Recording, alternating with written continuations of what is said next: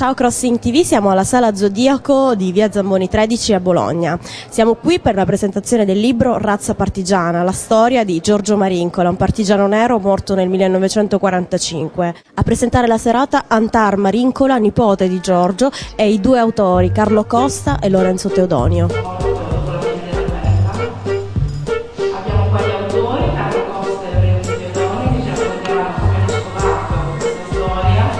Il ricordo di Giorgio da nipote trasmesso appunto da tua madre, che era la sorella di Giorgio, qual è? Come dire, rientra molto nel mito Giorgio, nel senso perché poi mia madre ne parlava continuamente, però la cosa che mi piace sempre di più è che di Giorgio nel cammino da quando è venuto fuori il libro si è creata una schiera di amici, di persone che ne parlano, ci sono diversi progetti.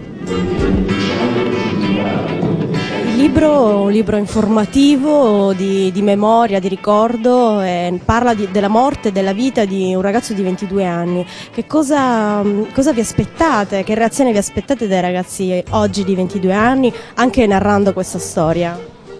Spesso si parla della resistenza in termini di eroi, di martiri o di personaggi un po' in qualche modo trascendenti, un po' che stanno su un altro piano rispetto alla nostra vita quotidiana. Invece quando noi siamo andati nelle scuole abbiamo sempre cercato di raccontare Giorgio da un punto di vista anche del ragazzo, cioè del fatto che era uno dei 20 anni, che gli piaceva uscire, gli piaceva andare con i suoi amici in gita, e questo aspetto è sempre stato una chiave di lettura che ha sempre affascinato i ragazzi, e credo che alla fine proprio nelle scuole ha più senso portare questa storia. Infatti la cosa più bella che questo libro ha fatto sì che in circa 3-4 scuole sparse per l'Italia, a Trento, a Pizzo Calabro, in 2-3 scuole romane, siano partiti dei laboratori storici su Giorgio. E questa è una bella cosa perché una persona che comunque è morta giovanissima, 22 anni, nel 45, sono passati oltre 60 anni, che venga ricordato in Italia soprattutto da giovani è una cosa che fa molto piacere, perché vuol dire che comunque la sua testimonianza è ancora valida, soprattutto per, come dire, per gli elementi che anticipava la sua storia. Un personaggio storico quello di Giorgio, un personaggio storico dimenticato adesso o mai ricordato?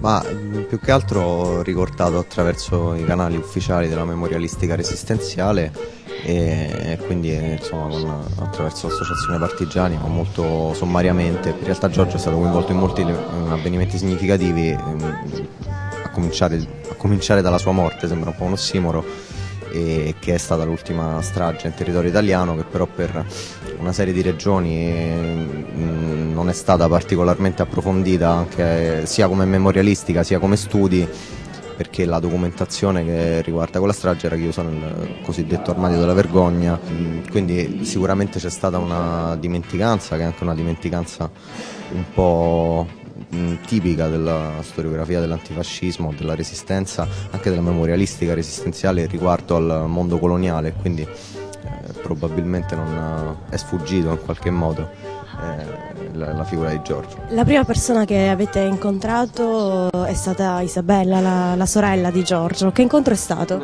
Noi siamo venuti qui a Bologna ed è stato molto bello e intenso, perché appunto all'inizio vedevamo questa diffidenza di Isabella, questo suo timore anche di svelare aspetti anche intimi della sua vita. Poi via via questi incontri sono stati sempre più calorosi e Isabella ci ha lasciato al marzo di quest'anno, del 2010, e per noi è stato un dolore che non ha più nulla di scientifico, nel senso che ormai il legame scientifico, sia passato questo termine, era terminato e c'era solo un profondissimo rapporto di amicizia, e quindi la sua perdita ci ha veramente colpito molto. Guarda, guarda, guarda il bel pinguino innamorato, e con il petto inamidato va camminando sopra il tacco con il ponte.